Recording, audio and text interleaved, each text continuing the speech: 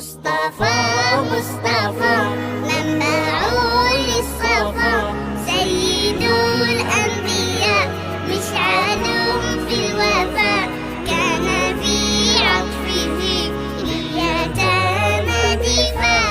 مصطفى مصطفى منبع للصفا، سيد الأنبياء مشعل في الوفاء، كان في عطفه لليتامى دفاع. حن قلبي له فاض شوقا إليه، ليس أرجو سوى شربة من يديه. الصلاة عليه والسلام عليه، للسماء ارتقى فأتى بالنقاء، وغدا وجهه نيرا